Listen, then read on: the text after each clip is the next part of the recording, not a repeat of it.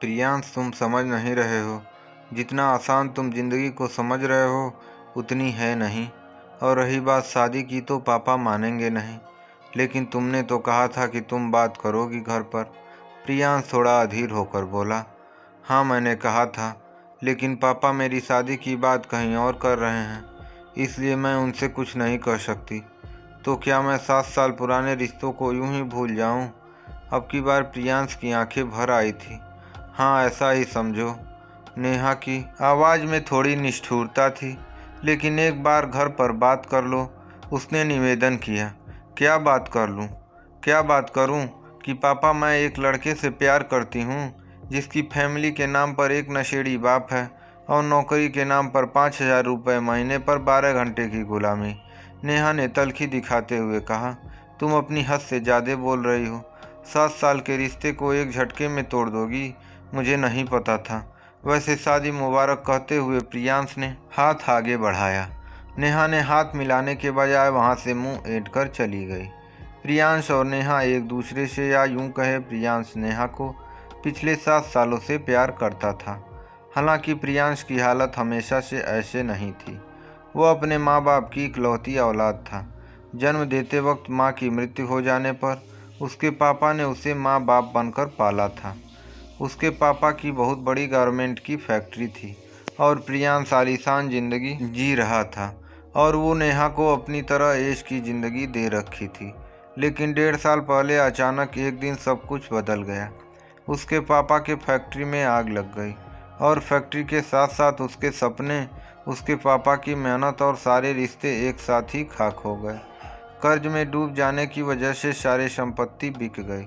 उसके पापा ये सदमा बर्दाश्त ना कर सके और शराब से अपने गम को दूर करने की कोशिश करने लगे।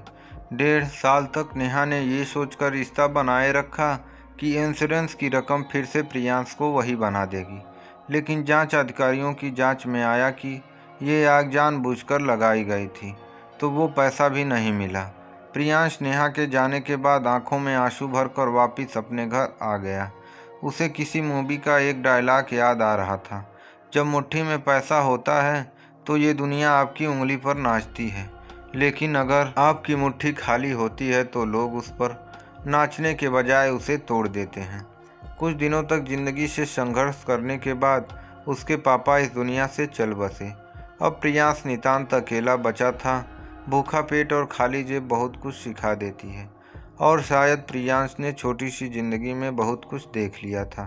कुछ दिनों के बाद प्रियांश ने वो शहर छोड़ दिया और दिल्ली आ गया और एक छोटी सी नौकरी के साथ साथ सिविल सेवा की तैयारी करने लगा। लेकिन शायद नियति उसका कड़ा इम्तिहान लेने के मूड में थी। एक दिन रोड पार करते वक्त एक तेज रफ्तार गाड़ी ने उसे टक्कर मार दी और उसका दायां पैर एकदम से बेकार हो गया। 7 महीने बिस्तर पर पड़े रहने के बाद जब वो उठा तो वो अपना एक पैर खो चुका था। समय किसी का सगा नहीं होता, कब करवट ले ले किसी को पता नहीं होता। प्रियांश इस चीज़ को अच्छे से समझ चुका था। वक्त ने उसे समझा दिया था।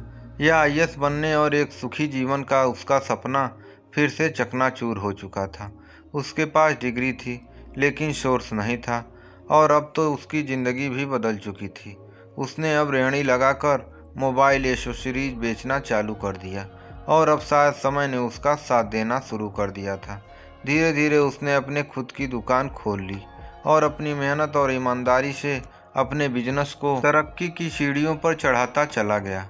लगभग 12 साल बाद हम अपने मोबाइल स्टार फिश सीरीज का 9वां संस्करण लॉन्च कर रहे हैं। इसमें जितनी खूबियां हैं उतना आज तक किसी फ़ोन में नहीं आई हैं, और सबसे शानदार बात यह है कि हम इसे भारतीय बाजार में मात्र 30,000 में दे रहे हैं। तभी बगल में बैठे हुए कंपनी के एक अधिकारी ने वक्ता के कान में कुछ कहा। हाँ, हम आप सबको एक खुशखबरी और देने जा रहे हैं। हमारे साथियों की अथक मेहनत और हमारे कंपनी के एमडी प्रियांक मिश्रा जी के उचित मार्गदर्शन में हमने आज 50 करोड़ का कस्टमर बेस छू लिया है, जो कि अपने आप में एक रिकॉर्ड है। मैं श्री प्रियांश मिश्रा को 2 शब्द बोलने के लिए आमंत्रित करना चाहूँगा। ठक ठक ठक। बैसाखी के सहारे जब प्रियांश आया तो सबसे पहले उसने माइक संभालते ही कंपनी के सीईओ राहुल को धन्यवाद दिया। और उसके बाद अपनी पूरी जर्नी बताई तो सबकी आंखें भर आई। आखिर में उसने बोला कि आप लोग सोच रहे होंगे कि इतनी बड़ी कंपनी का एमडी होने के बाद भी मैं बैसाखी से ही क्यों चलता हूँ। अगर चाहूँ तो आर्टिफिशियल पैर लगवा सकता हूँ या कुछ और। मैंने ये सिर्फ इसलिए नहीं किया क्योंकि ये बैसाखी मुझे अपने संघर्ष की याद दिलाते हुए मुझे ज़मीन पर रखती है और मैं यही चाहता हूँ। दोस्तों, जीवन एक संघर्ष है। भाग जाओगे तो हार जाओगे और लड़ जाओगे तो जीत जाओगे। कहते हुए अपनी स्पीच खत्म की। पूरे हाल में तालियों की गड़गड़ाहट रुक नहीं रही थी और इन तालियों से दूर एक 3 BHK फ्लैट में टीवी पर नेहा स्पीच सुन रही थी और 12 साल पुराने गुनाह के लिए उसके आंखों में पश्चाताप साफ झलक रहा था।